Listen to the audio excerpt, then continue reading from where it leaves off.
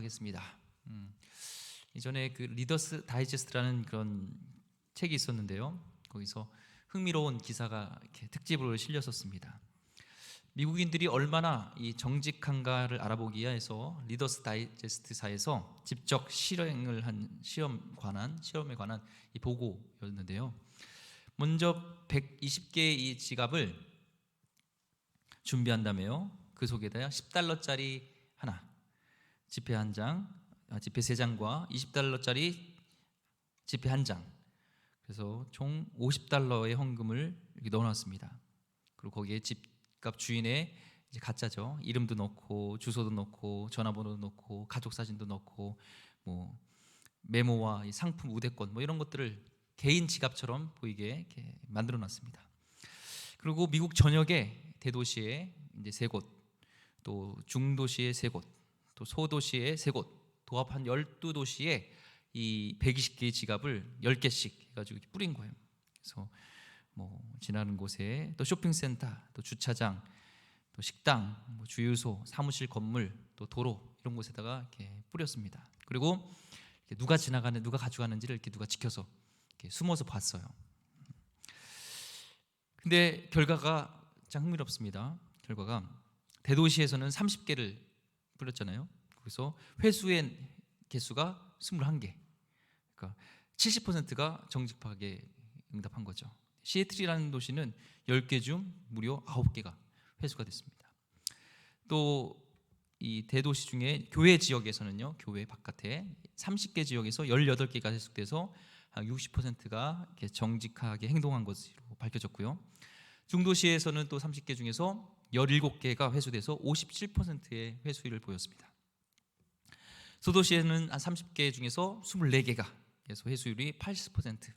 총 다 합치니까 미국 전역에서 한 67%의 회수율을 기록해서 한 100명 중에 67명은 정직하게 처신한 것으로 이렇게 밝혀졌는데요. 의외로 이 회수율이 가장 낮았던 곳이 라스베가스였는데요. 그곳은 이제 활락가, 도박이 판치는 곳이잖아요. 그래도 10개 중에 5개가 돌아왔다는 거예요. 남자랑 여자에 비했을 때 남자보다 여자들이 더 정직하게 행동을 했답니다. 우리 여자들이 더 정직한 것 같아요. 우리 남자분들은 긍정 안 하시고 우리 여자 성도님들만 긍정하고 계시네요. 또 흥미로운 것은요, 이 미국인들의 도덕적인 나침판이 바로 부모에 의해서 그 방향이 결정됐다는 거예요. 그래서 이렇게 회수했던 사람들이 어떤 동기를 얘기할 때 다 이게 부모님의 마음 자세, 부모님의 유산이라 부모님이 그렇게 가르쳤다는 것을 이렇게 받았다는 거예요. 어떤 아이는 어렸을 때 이 가게 가서 사탕을 하나 몰래 가져왔는데 어머니한테 걸린 거죠. 그래서 가서 그대로 앞장서 그래가지고 사탕값 다 물어주고 죄송하다고 싹싹 빌고까지 그런 교육을 받은 사람들이 다시 이렇게 정직하게 행동한 것을 봤다는 거예요. 그리고 더 나가서 더 흥미로운 것은 이 지갑을 돌려준 사람들의 대부분이 그리스도인이었다는 거예요. 그리스도의 영향을, 교회의 영향을 받았던, 어렸을 때 교회를 갔다든지 뭔가 이렇게 기독교의 영향을 받았던 사람이에요. 그래서 이걸 통해서 우리가 알 수 있는 것은 미국 사회를 건강하게 그래도 지탱하고 있는 이 원동력은 그 안에 이 그리스도인들의 기독교적인 정신이라는 것을, 신앙이라는 것을 우리가 알게 됩니다. 오늘 말씀을 통해서요, 예수님께서는 8절 말씀에 이렇게 말씀하시죠. 너희가 열매를 많이 맺으면 내 아버지께서 영광을 받으실 것이요 너희는 내 제자가 되리라. 지난주에 이어서 이어진 말씀입니다. 지난주에는 우리가 열매를 많이 맺어야 되지만 열매가 초점이 아니라 우리는 가지에 붙어야 되는 예수 그리스도 안에 거하기 위해서, 예수님과 동행하기 위해서, 예수님 안에 거하는 것들이 내 자아를 내놓고, 내 뜻을 내놓고 십자가에 날마다 못 박고 주님과 함께 해야 된다는 것을 나눴는데요. 우리 인간이 하나님께 돌릴 수 있는 이 영광은 열매를 맺어야 된다는 것을 알 수 있습니다. 우리 주님은요, 우리 그리스도인이 열매를 맺기를 원하세요. 8절 말씀 다시 봉독하겠습니다. 너희가 열매를 많이 맺으면 내 아버지께서 영광을 받을 것이요 너희는 내 제자가 되리라. 아버지께서 어떻게 영광을 받으세요? 열매를 맺으면. 우리 하나님 영광을 돌리기 원하시죠? 아니에요? 우리 인간의 긍정적인 목적은 뭐예요? 하나님을 영화롭게 하는 거잖아요. 영원토록 그를 즐거워하는 것이 이 소요리 문답에도 나와 있잖아요. 인간의 목적은. 근데 영광을 돌리기 위해선 열매를 많이 맺으면 된다고 나와 있습니다. 심플해요. 답이 나와 있습니다. 하나님의 영광을 위해선 열매를 맺음이다. 근데 예수 그리스도를 믿는 자마다 영생을 얻고 하나님의 자녀가 되는 권세를 우리는 얻었습니다. 이것은 하나님의 약속이고요, 복음의 핵심입니다. 그러나 그들이 다 예수 그리스도의 제자가 되는 건 아니에요. 우리가 구원을 받았지만 다 그런 건 아니에요. 우리가 자칭 제자가 아니라 주님께서 인정하는 그 제자가 되기 위해서는요, 열매를 맺어야 된다는 거예요. 열매를 많이 맺어야 됩니다. 그래서 지난주에 지난주는 열매를 맺기 위해서 가지에 예수님께 붙어있는 것을 우리가 나눴다면, 오늘은 예수님께서 말씀하신 것은 이 열매의 얘기를 하는데요. 그러면 어떤 열매를 맺어야 될까요? 궁금하잖아요. 포도 열매? 사과 열매? 배 열매? 열매를 맺어야 되는 열매를 알아야 될 거잖아요. 우리나라 이 초등학생이요, 절대 다수가요, 자신들의 부모는 정직하지 않다라는 생각을 갖고 있다고 조사가 됐습니다. 그리고 이사에서는 정직해서는 살 수 없다고 믿는 것으로 이렇게 알려졌다는 거예요. 전국의 10대 한 4,026명을 대상으로 조사한 결과가요, 자기는 커서 아버지처럼 살지 않겠다고 응답한 아이가 무려 56%에 달했고요. 2년 4개월이 지난 후에 다시 조사를 했는데 아버지를 절대로 닮지 않겠다는 아이가 응답자의 75%에 이른다는 거예요. 이건 아버지로서 참 심각한 사실입니다. 간단하게 말하면요, 이 땅에 있는 이 10대들이요, 4명 가운데 이 3명의 눈에는 아버지가 바르고 정직하게 살지 않는 것으로 비춰지고 있다는 거예요. 이렇처럼 이 부모로부터, 특별히 아버지로부터 이 신앙의 유산, 믿음의 유산, 정직의 삶의 유산이 이어져야 되는데, 이 미국 사회도 부모로부터의 그런 유산이 이어진 거잖아요. 정직의 삶이. 그런데 그런 정직의 삶의 유산이 이어져야 되는 이 땅의 청소년들에게 그것이 이어지지 않는다는 것을 이렇게 보여주는 것, 반증이 보여주는 겁니다. 만약에 우리나라 청소년들에게 미국에서 행한 것을 똑같이 행한다면, 그 지갑을 놓고 지갑의 정직률을 퍼센트로 따진다면 과연 얼마나 될까요? 67% 될까요? 여러 가지 정황을 볼 때요, 우리 현실은 참으로 부정적입니다. 그렇죠? 설문조사도 그렇고요. 사람들의 언행에서 기업이 만들어내는 제품이나 어떤 그런 시공한 건축물에 대해서 사회의 관습이나 관행에서 이 사회가 얼마나 정직과 거리가 먼 사회인지를 날로 확인할 뿐이에요. 암담하죠. 요즘 뉴스를 보면요, 참 이 공무원들도 그렇고 참 정직하지 못하다, 이걸 보면서 사회가 암담하게 봅니다. 그럼에도 불구하고요, 불의와 부패가 난무하는 가운데서도 이 사회가, 이 한국 사회가 그래도 건재한 것은 이 하나님의 영광을 드러내는 그리스도의 참된 제자가 있기 때문이라고 저는 믿습니다.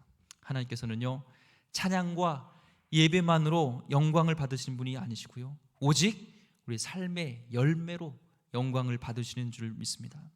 그러면서 우리가 그리스도인으로서 우리가 반드시 맺어야 될 것은 바로 이런 정직한, 신실한 이 열매를 반드시 맺어야 될 줄 믿습니다.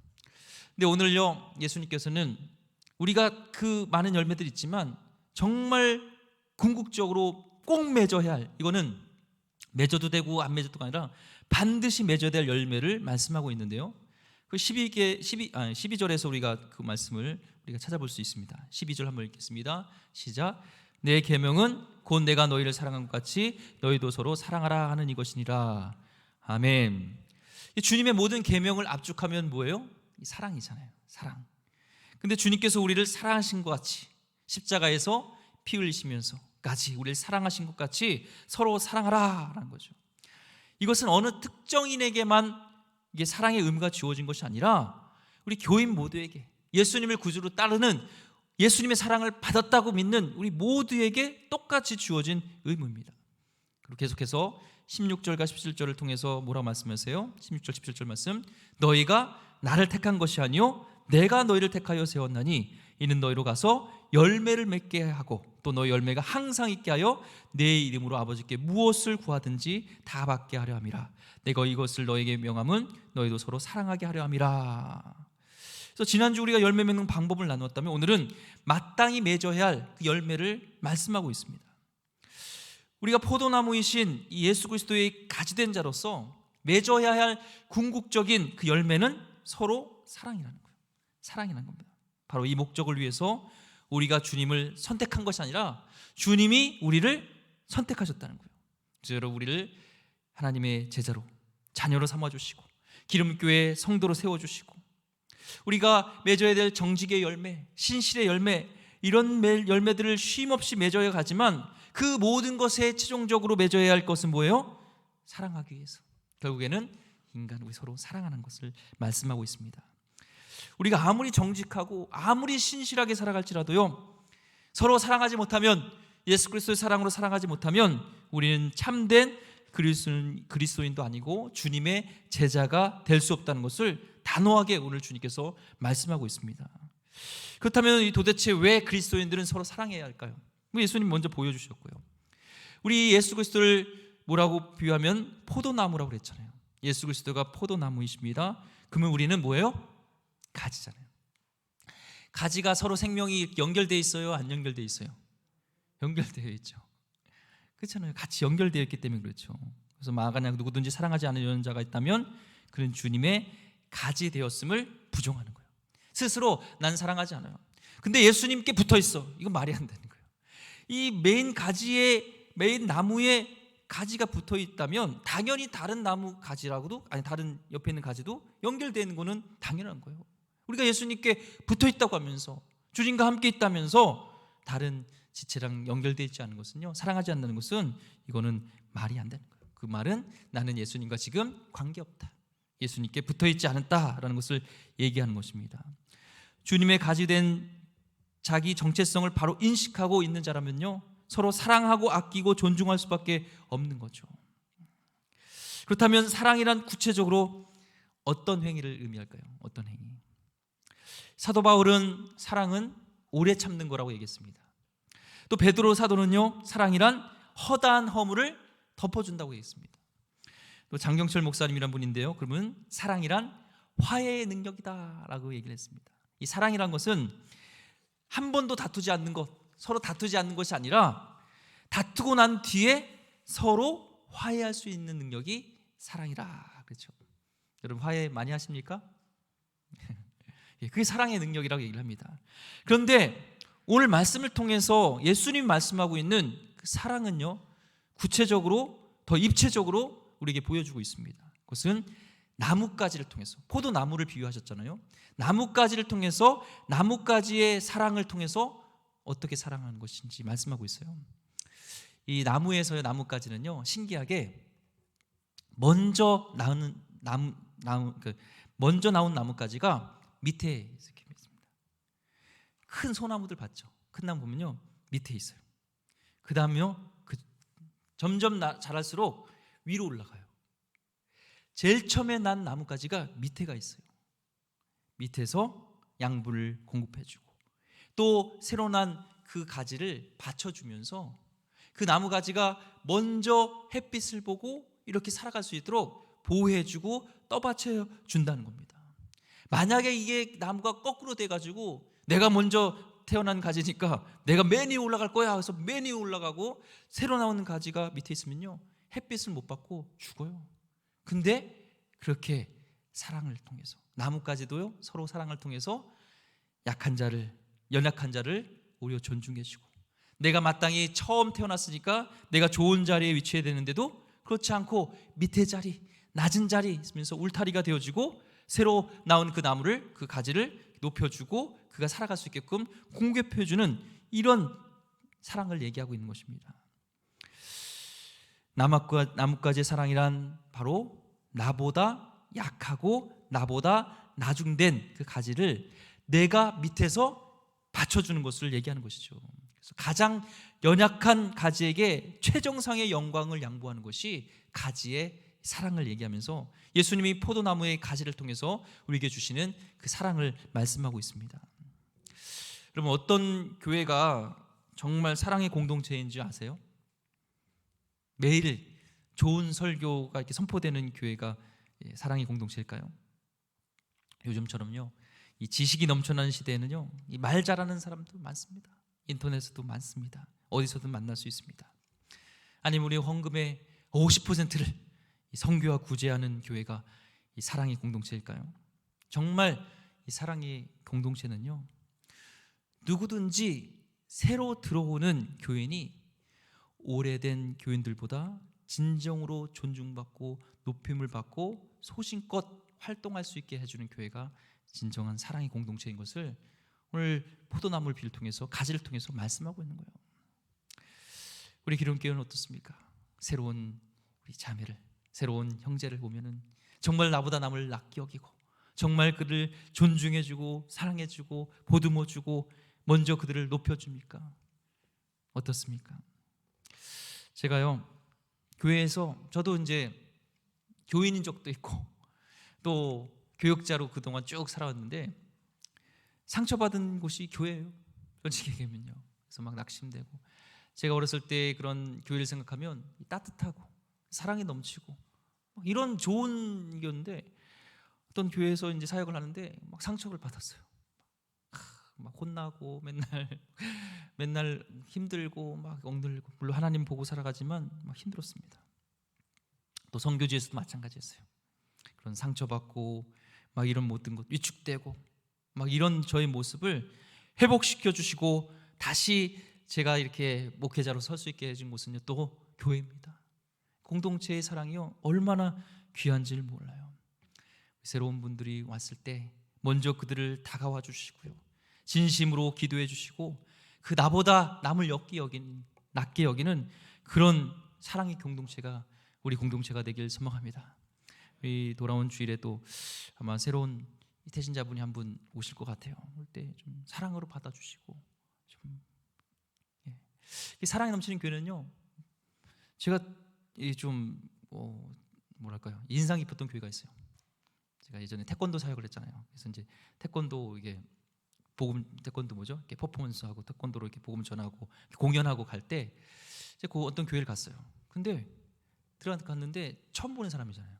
근데 그냥 사람들이 와가지고 안녕하세요, 저는 이름이 뭡니다 하면서 명찰을 갖고 있더라고요. 하면서 다 얘기하는 거예요. 성도들이요, 난 안녕하세요, 전 누구입니다 하면서 저한테 막 그렇게 먼저 아는 체를 해주는 거예요.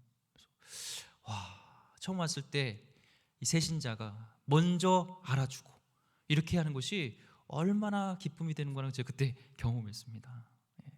먼저 우리 교회 왔을 때 모르는 분이 있으면은 뭐야, 왜 왔어? 이런 생각이 아니라 먼저 다가가지고 그리스도 사랑으로 품어주고 안아주고, 그래서 처음 오신 분들이 먼저 위까지에 올라갈 수 있도록, 영광스러운 자리에 먼저 앉힐 수 있도록 우린 좀 밑가지가 되어줘서 좀 그들을 떠받쳐 줄 수 있는, 그가 자라갈 수 있도록 중보해주고 키워줄 수 있는 그런 그리스도의 사랑이 넘치는 공동체가 되기를 다시 한번 주의 이름으로 축원드립니다.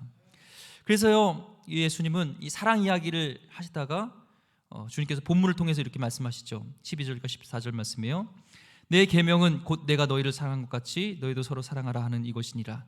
사람이 친구를 위하여 자기 목숨을 버리면 이보다 더 큰 사랑이 없나니 너희는 내가 명하는 대로 행하면 곧 나의 친구라. 친구를 위해 자기 목숨을 버리는 것, 물론 내 목숨을 진짜로 내놓는 것도 되지만 이거부터 시작하는 것이 아니라 우리 삶 속에서 약하고 나중된 자를 먼저 기꺼이 그를 이렇게 나의 자아를 내려놓고 내가 더 낮아지고 내가 죽는 거죠. 그게 바로 순교고 그게 바로 내 자아를 내려놓는 것이라고, 내가 나 자신을 부인하는 것이라고 말씀하는 거예요. 그래서 갑자기 사랑 얘기하다가 친구를 위하여 자기 목숨을 버리는 이보다 더 큰 사랑이 없나니, 목숨을 내놓는 것은 당연히 큰 사랑이지만 우리 자아가 죽어야 된다는 거예요. 그만큼 내가 낮아져야지 새로운 사람, 나보다 믿음이 연약한 사람, 이웃 교회에 온 지 별로 경력이 안 된 사람, 이런 사람들을 보듬어주고 그를 감싸주고 그를 세워줄 수 있는 거잖아요. 오늘 예수 그리스도 앞에, 십자가 앞에 우리 자아를 다 못 받고 이제는 나보다 남을 낮게 여기는 것이 아니라 나보다 남을 낮게 여기는 그런 공동체 되기를 주의 이름으로 축원드립니다. 이에 그치지 않고요, 주님께서는 본문을 통해서 계속 이렇게 말씀하세요. 15절 말씀에 이제부터는 너희를 종이라 하지 아니하니 종은 주인이 하는 것을 알지 못함이라. 너희를 친구라 하였노니 내가 내 아버지께 들은 것을 다 너에게 알게 하였음이라. 여기서 우리를 친구라 부르신다는 거예요. 이제는 이 종과 친구의 중요한 차이가 있어요. 종은 주인이 하는 의도와 목적과 이런 것을 몰라요. 그리고 그냥 명령한 대로 네 알겠습니다 하고 따르는 거예요. 그냥. 그렇지만 친구는 의도와 그 목적과 그 마음속에 왜 그런지 의도를 다 얘기해 주는 것이 친구예요. 그래서 예수님이 지금 친구에게 말하듯이 아버지에게 마음을 다 얘기해 주고 왜 사랑해야 되는지를 얘기해 주면서 그것을 알고 아버지의 마음을 알고 너희가 실천하라고 지금 너희를 친구라고 지금 말씀한 겁니다. 그리고 16절 말씀에 너희가 나를 택한 것이 아니요 내가 너희를 택하여 세웠다고 말씀하세요. 너가 나를 택한 게 아니라 내가 너를 택해서 세운 것은 궁극적으로 뭐예요? 이제 열매를 맺는 건데 사랑의 열매를 맺게 해서 내 안에 거하면서 그 사랑을 충분히 누리고 그 사랑을 이제는 나누고 그 열매를 맺기 위해서 우리를 부르셨다고 말씀합니다. 우리 부르심이 뭐예요? 사랑하기 위해서. 성경에서는요 요셉을 보면은 형들에 의해서 예굽에 팔려가게 되죠. 요셉이 이역만리에서 종살이를 하게 됩니다. 억울하죠. 모함 속에서 막 죄수가 되고 막 그럽니다. 누구나 자기를 억울함을 알아준 사람이 없어요. 호소할 사람이 없었어요. 그런데 그 절망 속에 빠진 그때 바로 그렇게 허망에 끝나는 것이 아니라 바로 결국에는 그를 세계 최대의 국이었던 그 애굽의 국무총리로 세우시고 많은 사람들을 기근으로부터 구원해내시잖아요.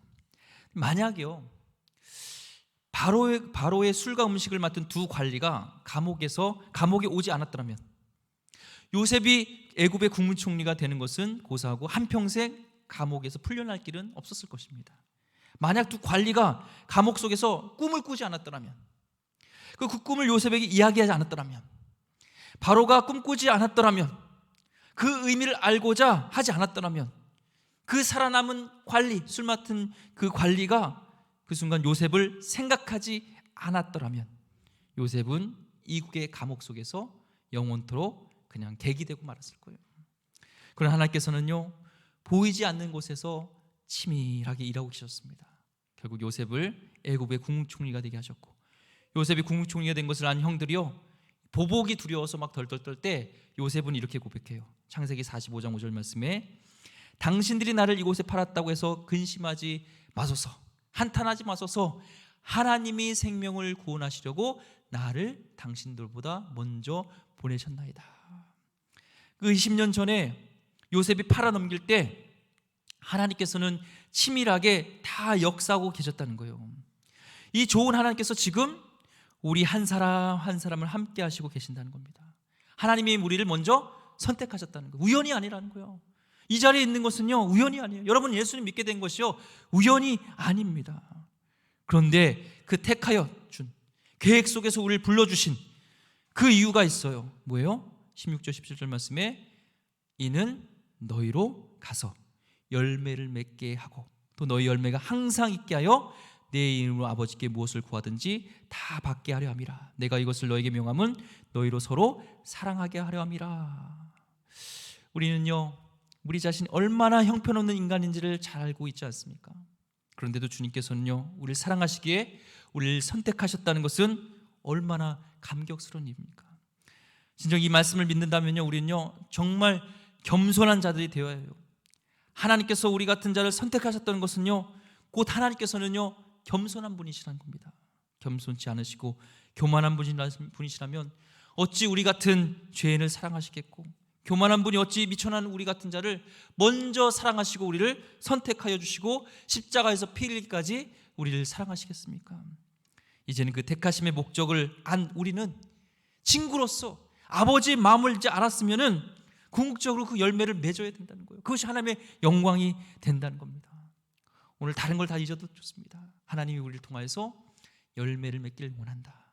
예수님 안에 거하면서 그 사랑으로 내 사랑이 아니에요. 자원이 어디예요? 포도나무 가지. 예수 그리스도의 그 사랑이에요.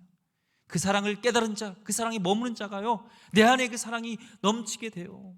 예수님의 사랑을 모르면요, 사랑할 수 없어요. 이 목회자도요, 아니 목회자의 할아버지라도요, 안 돼요.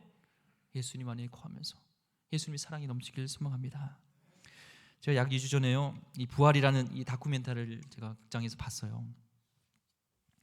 이 영화는 정말 우리 기독교인이라면 꼭 봤으면 좋겠다는 영화입니다. 고 이태석 신부의 삶과 그가 남겨놓은 열매에 대한 다큐멘터리인데요, 그 울지마 톤즈 이어서 이제 다큐멘터리입니다. 그때 울지마 톤즈였던 그 찍을 때 이 꼬마였던 이 제자들이요, 이제는 대학을 가고 졸업을 해서 이 남수단의 어엿한 이 사회인이 되었던 것들을 이렇게 찍더라고요. 한 여자 청년은 이 남수단 이 톤즈 지역에서 좋은 죄가 있어요. 일찍 결혼시키는 거예요. 그 이유가 뭔지, 딸을 선호해요. 왜요? 딸을 시집 보내면 대가로 소를 많이 받아요. 그럼 딸은 거기 시집 가서 뭐 해야 돼요? 죽도록 일하는 거예요. 물 하나 떨어오는데도 몇십 킬로를 왔다 갔다 해야 되고, 그냥 인생은 그렇게 끝나요.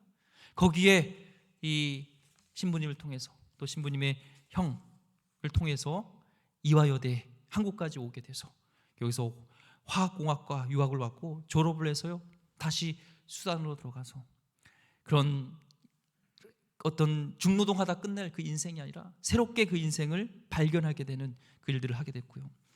이태석 신부님의 제자들 중에서요, 이 수십 명이 제2의 이태석 신부가 되기 위해서 의과대학에 재학 중입니다. 그리고 한 지역 방송인으로 성장한, UN 방송한 한 소년이 있어요. 소년이 이제 성인이 됐는데 아직도 이태석 신부님의 죽음을 받아들이지 않더라고요. 그래서 울면서 자기가 그 꿈도 없고 비전도 없고 그냥 가난한 마을에 있을 때 이 책을 줬는 거예요.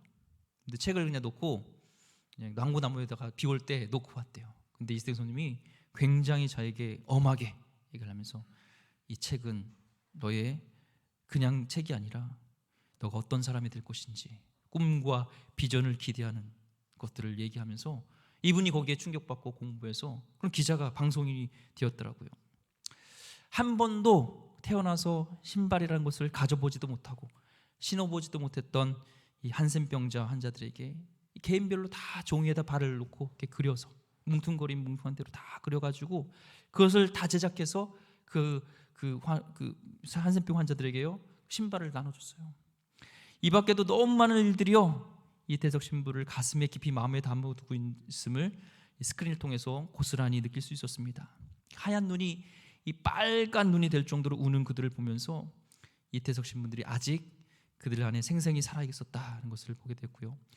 그런 이들이 공통적으로 얘기하는 것이 이태석 신부님은 제 아버지였습니다라는 거예요. 진짜 아버지라 불리는 사람, 그들의 친부모가 줄 수 없었던 진짜 사랑을 준 동양인 신부는요, 그들의 삶을 완전히 변화시켰습니다.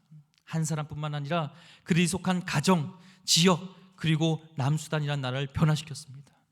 그분은 중고등학교 교과서에요 수록되어 있어요. 교과서에도 나와요.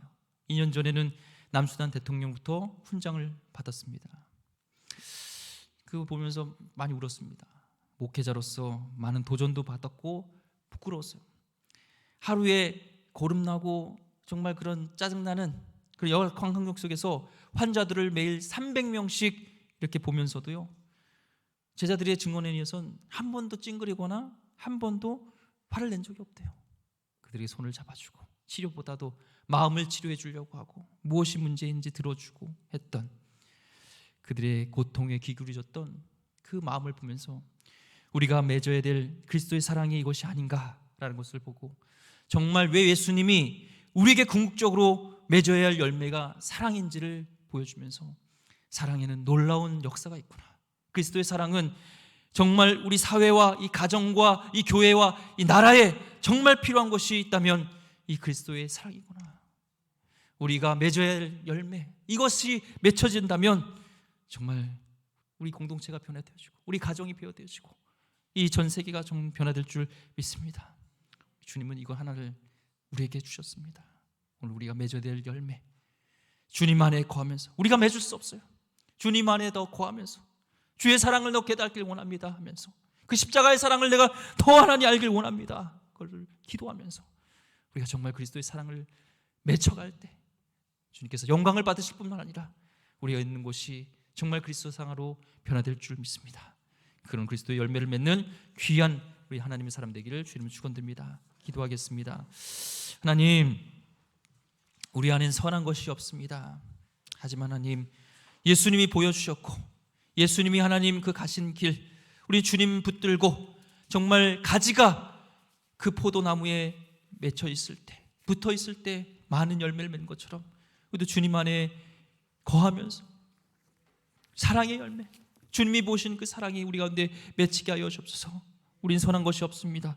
주님 안에 하지만 큰 사랑이 있습니다. 주님 함께하여 주시옵소서. 귀하신 예수 그리스도 이름으로 기도드립니다. 아멘.